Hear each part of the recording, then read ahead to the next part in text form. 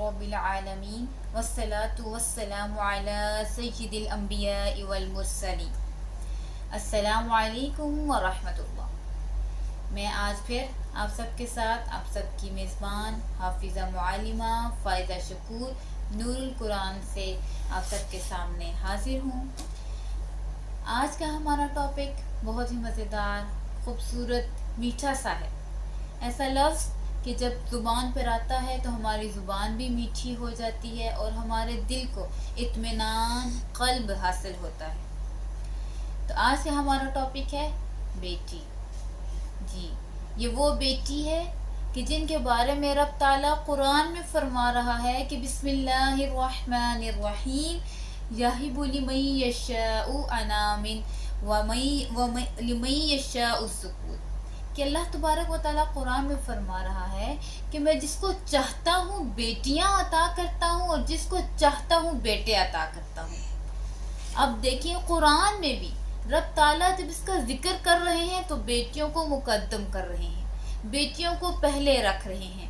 اللہ بیٹیوں سے محبت کرتے ہیں، ان کو محبوب رکھتے ہیں، اسی لیے تو رب یہ بھی فرماتا ہے کہ یہ وہ بیٹی ہے جو میری رحمت ہے۔ ہم کہتے ہیں نا کہ بیٹیاں اللہ کی رحمت ہوتی ہیں، تو یہ اللہ تعالیٰ بھی فرماتا ہے کہ بیٹیاں میری رحمت ہیں۔ جب بھی اللہ تبارک و تعالیٰ کسی بیٹی کو پیدا فرماتے ہیں، جب کسی بیٹی کو دنیا میں بیچتے ہیں، کسی کے گھر میں تحفہ بنا کے بیچتے ہیں، تو رب تعالیٰ فرماتا ہے کہ اے بیٹی تم جاؤ اور جب تم پیدا ہوگی تو تمہارے باپ کا مددگار میں خود، یعنی کہ میں رب اس کا مددگار بن جاؤں گا۔ تو جب رب خود کسی کا مددگار بن جاتا ہے تو پھر اس کو کسی کی مدد کی حاجت نہیں رہتی۔ یعنی کہ رب تعالیٰ کس قدر مہربان ہو رہا ہے ایسے بندے پر کہ جس کے ہاں اللہ تعالیٰ بیٹی بیچ رہے ہیں۔ اور پھر ایک جگہ پہ یوں بھی آتا ہے کہ اللہ تبارک و تعالیٰ جب بہت زیادہ خوش ہوتے ہیں تو پھر اللہ ان بیٹیوں کو زمین پہ بیچتے ہیں، تو پھر اللہ کسی کے گھر بیٹی پیدا فرماتے ہیں۔ یہی اب رب تعالیٰ اپنی خوشی کا اظہار کرتے ہیں۔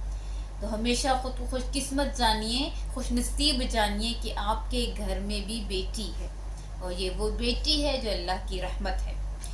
کہ یوں ہم ایسے ہی تو نہیں کہتے کہ ہمیشہ یہ جو روشنیاں ہوتی ہیں یہ چراغوں سے نہیں ہوتی، یہ بیٹیاں بھی جو ہوتی ہیں یہ گھر کو اجالا کر دیتی ہیں، ان بیٹیوں سے بھی گھر میں اجالا ہوتا ہے۔ حضور اکرم صلی اللہ علیہ وآلہ وسلم اپنی بیٹی فاطمہ الزہرا سے بے پناہ محبت کرتے تھے۔ بتانے والے بتاتے ہیں، صحابہ بتاتے ہیں کہ جب فاطمہ الزہرا حضور کے پاس آتی تھی، حضور ان کی محبت میں اپنی نشست سے کھڑے ہو جاتے تھے، ان کے ماتھے پر بوسہ دیتے تھے، انہیں اپنے ساتھ بٹھاتے تھے، ان کے سر پر شفقت بھرا ہاتھ پھیرتے تھے۔ وہ اپنی بیٹی سے محبت کرتے تھے، اور حضور صلی اللہ علیہ وآلہ وسلم یہ فرماتے ہیں کہ جب کوئی شخص 2 بچیوں کی کفالت کرتا ہے اور پھر ان کا اچھے طریقے سے نکاح کرتا ہے تو وہ بروز محشر میرے ساتھ اس طرح کھڑا ہوگا۔ آپ نے دونوں انگلیوں کو اٹھا کر صحابہ کو بتایا کہ وہ اس طرح میرے ساتھ بروز محشر کھڑا ہوگا۔ تو ہم چاہتے ہیں حضور کا قرب، حضور کی محبت، ہم حضور کا دیدار چاہتے ہیں، تو حضور نے آسان طریقہ بتا دیا کہ اللہ نے اگر تمہیں بیٹیوں سے نواز رکھا ہے تو ان کی اچھی سی پرورش کرو، ان کا اچھے طریقے سے نکاح کرو، تو جنت میں میرے ساتھ اس طرح سے کھڑے ہوگے۔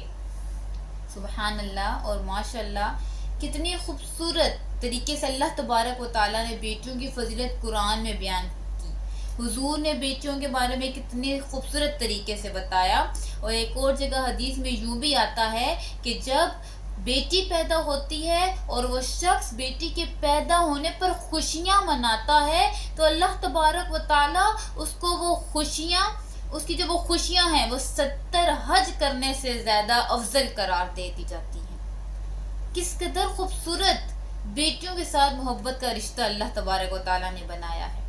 تو اپنی بیٹیوں کے ساتھ خوب ساری محبت کیجئے، بہت سارا پیار دیجئے، اپنے گھر کو بیٹیوں سے ہرا بھرا رکھیں، انہیں خوش رکھیں کہ رحمان کی رحمت سے مایوس نہیں ہونا۔